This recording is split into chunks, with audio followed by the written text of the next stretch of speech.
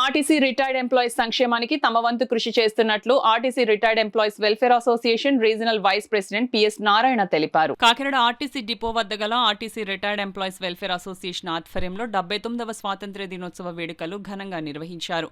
ఈ సందర్భంగా ఏర్పాటు చేసిన కార్యక్రమానికి ప్రెసిడెంట్ త్రిమూర్తులు అధ్యక్షత వహించగా regional vice president PS Narayana ముఖ్య అతిథిగా పాల్గొన్నారు. కార్యక్రమంలో భాగంగా ఆర్టీసీలో పనిచేసి రిటైర్ అయిన 70 మంది ఉద్యోగులను అసోసియేషన్ ఆధ్వర్యంలో సాలువాలు కప్పి ఘనంగా సత్కరించారు. ఈ కార్యక్రమంలో association secretary M S Narayana, regional secretary O R Babu, పెద్ద సంఖ్యలో ఆర్టీసీ ఉద్యోగులు పాల్గొన్నారు.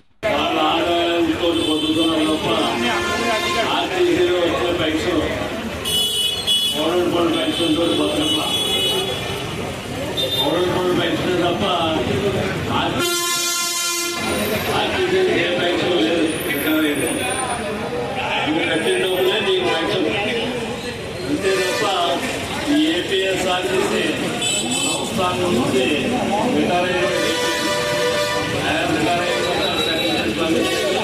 మళ్ళీ వీళ్ళు ఎలా పోతున్నారు ఏంటి ఈ మేనేజ్మెంట్కి అక్కడ ఇది స్కీమ్ పెట్టేది పూర్తిగా అమలు చేస్తాం తప్ప పూర్తిగా అమలు చేస్తే దాని నుంచి దాదాపు 8,000 చిల్లరే 9,000 చిల్లర దాకా ఈవేళ పౌరంగోడలో నిలవల ప్రకారంగా వస్తుంది. దాన్ని తొందరగా పరిష్కరించి ఈ ముసలాళ్ళని తిండి లేని వాడికి తిండి కల్పించాలనేది ఖచ్చితంగా ఈవేళ డిమాండ్ చేస్తా ఉన్నాం.